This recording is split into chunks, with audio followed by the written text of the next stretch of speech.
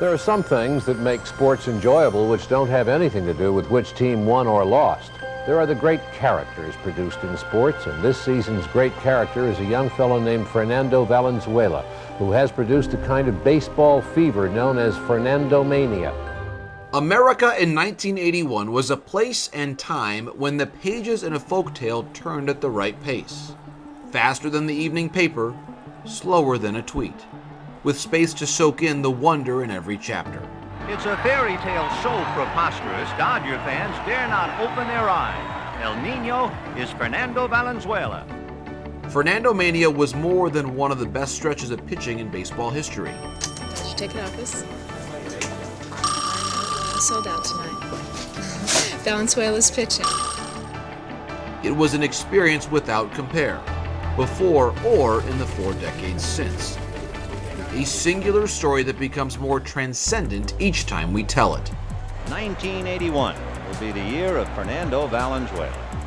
The left-hander from Echahuaquila, Mexico, captivated Los Angeles and ultimately the country with his extraordinary pitching, one-of-a-kind wind-up, and unassuming way. And of course here today, a lot of folks have come in just to see the Mexican phenom Fernando Valenzuela, and why not? He's the hottest subject in baseball. Fernando Valenzuela won his first 8 major league starts, the longest such streak since the end of World War II.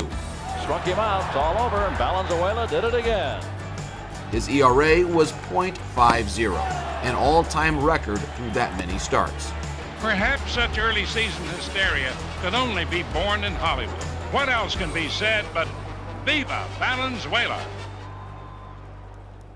The phenomenon began by accident, which was part of the charm.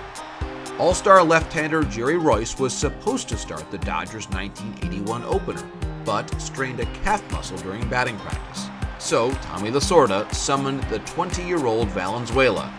The result? A shutout victory. Valenzuela delivers, through ball, got him swinging. What a way to start. Fernando Valenzuela, in his first big league start, pitches a shutout. Valenzuela spun 4 shutouts before the end of April. No major league pitcher has thrown that many in a season since Felix Hernandez in 2012. And while Fernandomania began in April, the fascination reached its apex in May. In those years, it was said, rather earnestly, that for sports history to be made, the New York press had to witness it. Thus, Valenzuela's May 8th start, a Friday night at Shea Stadium, was a bona fide baseball event. And once again, a large crowd has come out, full of the question, is he for real? Valenzuela, who hailed from a town of fewer than 1,000, had made it to Broadway.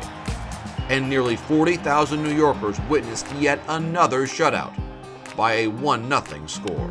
Popped in the air, fouled, and Fernando has his 5th shutout. Unbelievable. As Valenzuela returned home for his next 2 starts, Dodger Stadium was changing. Chavez Ravine had been a Mexican-American neighborhood before the ballpark's construction forced the relocation of area residents. The relationship between the team and LA's Latino community was fraught.